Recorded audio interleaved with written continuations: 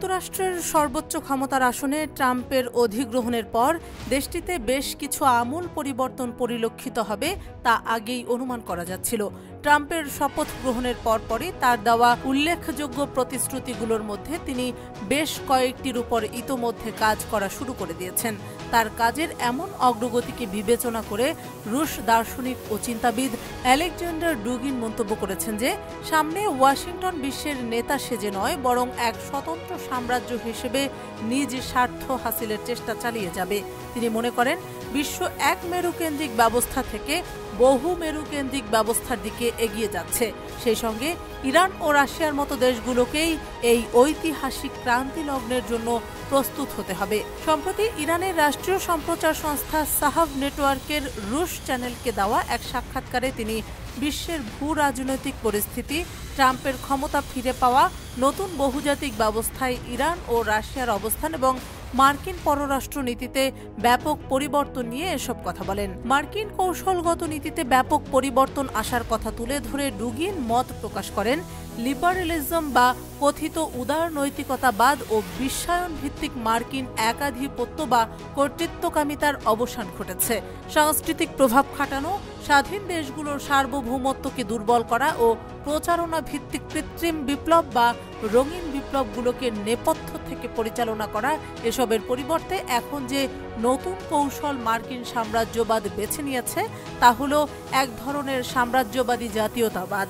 ভবিষ্যতে ওয়াশিংটন বিশ্বের নেতা সেজে নয়, বরং এক স্বতন্ত্র সাম্রাজ্য হিসেবে নিজ স্বার্থ হাসিলের চেষ্টা চালিয়ে যাবে। ডুগিন মনে করেন ট্রাম্প এখন বিশ্ব ব্যবস্থার নতুন সংজ্ঞা দেওয়ার চেষ্টা করছেন যুক্তরাষ্ট্রের স্বার্থকে প্রাধান্য দেওয়ার নামে এবং বিশ্বায়নকামী নীতিগুলো পরিত্যাগের মাধ্যমে। এর অর্থ প্রথাগত জোটবদ্ধতার উপর নির্ভরতা কমিয়ে ও বিভিন্ন অঞ্চলে সরাসরি মার্কিন পেশি শক্তি প্রদর্শন করার নতুন কৌশল প্রয়োগ করছে ওয়াশিংটন। এ অবস্থায় রাশিয়া ও ইরান দুই স্বাধীন শক্তি হিসেবে পশ্চিমা আধিপত্যবাদের কারণে অতীতে ক্ষতিগ্রস্ত হওয়ার প্রেক্ষাপটে মার্কিন কৌশল পরিবর্তনের ফলে সৃষ্ট নানা সুযোগগুলোকে কাজে লাগাতে পারে বলে মনে করেন ডুগিন। তার মতে ট্রাম্প অতীতের মতোই ইরান বিরোধী নীতি অব্যাহত রাখলেও তেহরানকে মোকাবিলার ক্ষেত্রে তার কৌশল হবে বাইডেনের কৌশলের চেয়ে ভিন্ন।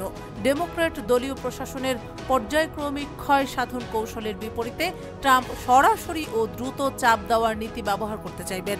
ডুগিন বলেন ট্রাম্পের পররাষ্ট্র নীতিতে ইসরায়েল আগের মতোই প্রাধান্য পাবে, ফলে ইরান ও প্রতিরোধ অক্ষের ওপর মার্কিন চাপ বাড়তেই থাকবে। তবে ট্রাম্পের ডানপন্থী সহযোগী গ্রুপগুলোর ভেতরে ইসরায়েলকে লাগামহীন ও নিঃশর্ত সাহায্য দেওয়ার বিরোধী প্রতিবাদী কণ্ঠ শোনা যাচ্ছে। ডুগিন তার বক্তব্যে ইরান ও রাশিয়ার মধ্যে কৌশলগত ঐক্যকে সাম্প্রতিক সময়ের অন্যতম প্রধান ভূ রাজনৈতিক ঘটনা হিসেবে উল্লেখ করেছেন। তিনি এই ঐক্য সামরিক ও অর্থনৈতিক সহযোগিতা জোরদারে সহায়ক হবে বলেও মন্তব্য করেছেন।